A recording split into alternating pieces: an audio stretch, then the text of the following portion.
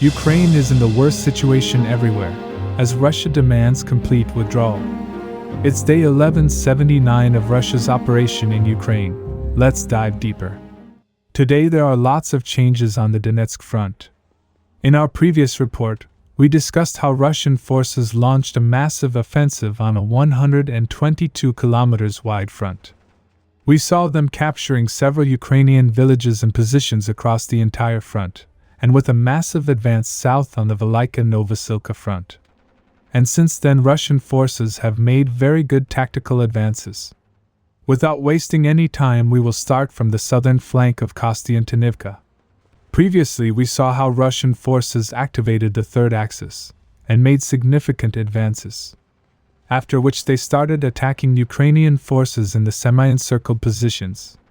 As Russian forces were advancing towards Zorya from two directions, Ukrainian units had no choice but to start withdrawing. However, in the next 24 hours, reports started coming in of a Russian breakthrough. Apparently one of the flanks of Ukrainian forces broke, before their units could withdraw gradually.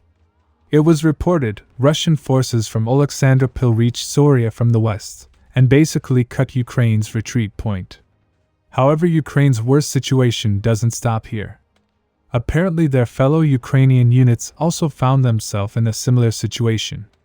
Here Russian forces suddenly increased pressure from two sides, so Ukrainian troops entrenched here had no choice but to withdraw rapidly. According to the sources, this area has come under Russian control. The situation in this area is still extremely difficult. I don't see Ukraine holding it much longer, unless they counterattack Russians in Zorya. Now to the other side of the highway, Russian forces have expanded on their recent gains. In previous report, we saw how they almost captured Maryinka as they advanced towards Pokrovsk along the highway. Recent report says they have completed the capture of the village and are now attacking Maryinka. Further south, their fellow units have also completed the capture of Avdiivka and are moving towards Mykolaievka. Eastern flank of Pokrovsk is seeing significant movements. If this pace continues, the coming week will be very difficult for Ukraine. Now moving to Velika-Novosilka front. Russian forces continue to attack from several directions.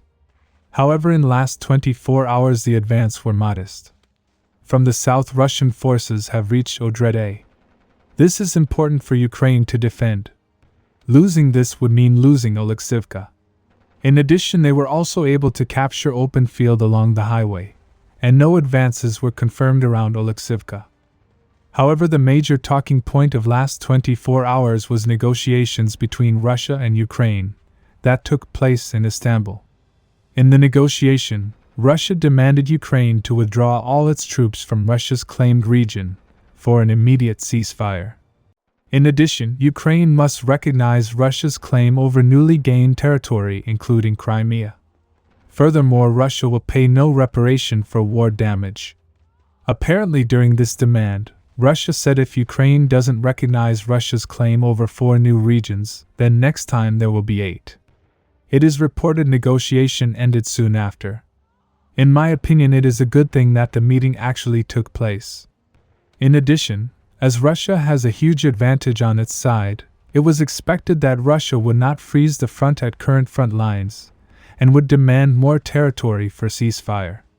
The Ukrainian side has not agreed to the demands, but both parties are open for the second meeting. Subscribe for more frontline updates. Let me know your thoughts in the comments down below.